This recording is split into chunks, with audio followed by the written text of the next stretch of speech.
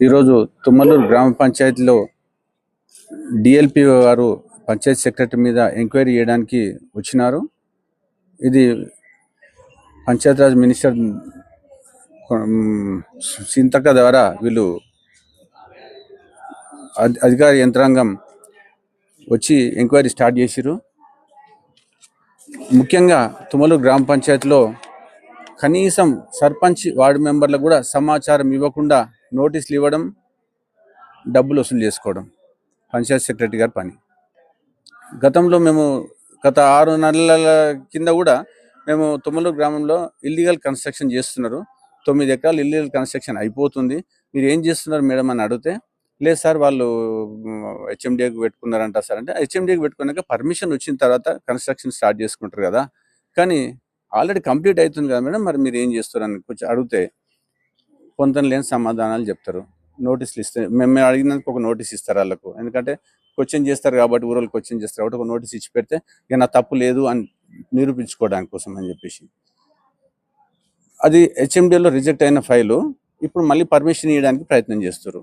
దాంట్లో హైకోర్టులో ఒక రిట్ పిటిషన్ కూడా ఉంది.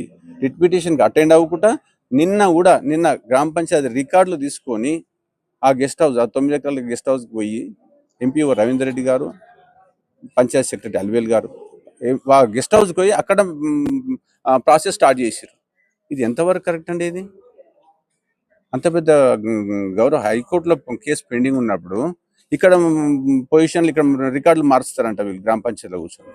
ఇది ఎంతవరకు? 9 ఎకరాల పర్మిషన్ ఇచ్చే రైట్స్ గ్రామ పంచాయతీకి ఉందా? అట్లాంటప్పుడు మరి ఎఫ్సిడి ఎందుకు, హెచ్ఎండి ఎందుకు? మరి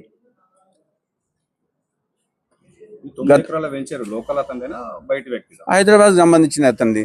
అవి వీళ్ళు ఏం ఎక్స్పెక్ట్ చేసి వీళ్ళు ఈ విధంగా చేస్తారు అనేది మనకు అందరికి అర్థమవుతూనే ఉంది. ఇక్కడ ఒక రియల్ ఎస్టేట్ వెంచర్ కోసం వైకుంఠధామం ప్రభుత్వ నిధులతో నిర్మించిన వైకుంఠధామం బోర్డు రాత్రికి రాత్రి వెళ్ళిపోయింది అక్కడ నుంచి. ఎట్లా వెళ్ళిపోయిందంటే సమాధానం ఉండదు, స్థానికులకు ఎవరికి ఇన్ఫర్మేషన్ లేదు.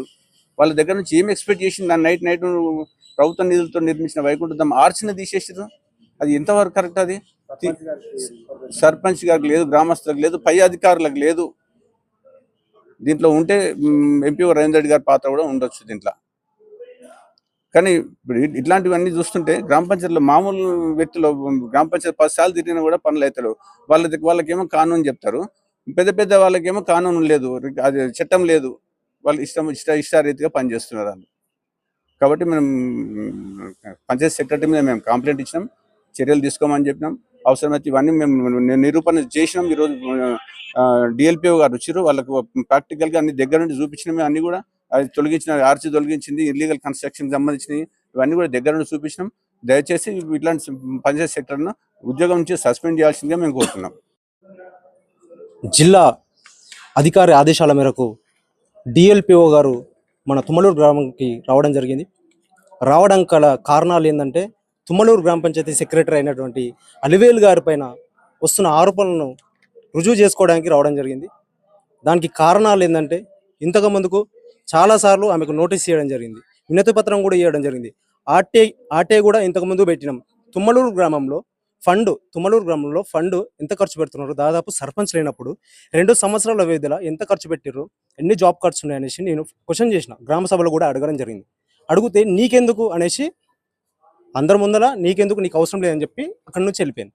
దాని తర్వాత ఆర్టీఐ కింద నేను ఒక నోటీస్ ఇచ్చిన, వినతి పత్రం ఇచ్చిన తర్వాత ఈరోజు మధ్యాహ్నం సమయంలో ఇస్తే ఈవినింగ్ వరకు దాదాపు 6 గంటల వరకు దాదాపు 50 నుంచి 70 మంది వరకు నాకు ఫోన్లు చేసి బెదిరింపులు చేయడం జరిగింది.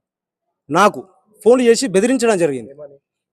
నీకెందుకు, అవసరమా, నీకేమన్నా కావాలంటే మేము చూసుకుంటాం అనే వాళ్ళు కూడా నాతో మాట్లాడారు.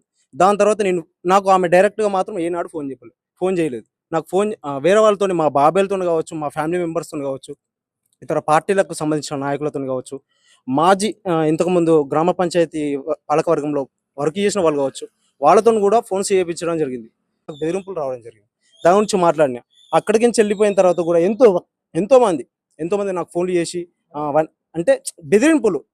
గ్రామ పంచాయతీకి జిల్లా పంచాయతీ అధికారి ఆదేశాల మేరకు రావడం జరిగింది. పంచాయత్ సెక్రటరీ మీద కొన్ని ఆరోపణలు తీసుకురావడం జరిగింది. గ్రామస్తులు మరియు వార్డు సభ్యులు కూడా 2-3 కంప్లైంట్స్ తీసుకురావడం జరిగింది.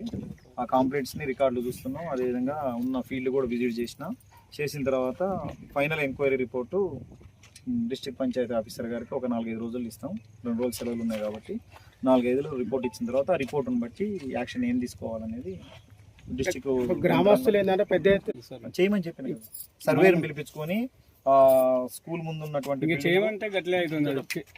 వినండి ఒకసారి.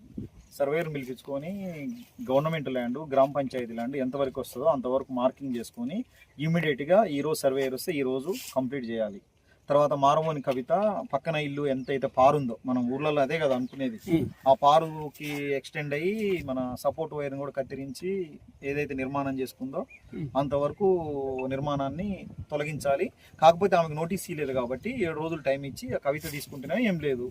ఏమవుతుందంటే ఆమె కట్ చేసుకుంటే ఈజీగా ఉంటుంది. అదే మనం తీస్తే మొత్తం డిస్మాంటల్ అయింది అనుకోండి, ప్రాపర్టీ అట్లా కూడా లాస్ అవుతుంది. కాబట్టి 7 రోజులు టైం, మీ ఊరే కాబట్టి అది కూడా 7 రోజులు, దేనికైనా ఇల్లీగల్ స్ట్రక్చర్ తొలగించాలంటే 7 రోజులు ఉంటుంది కాబట్టి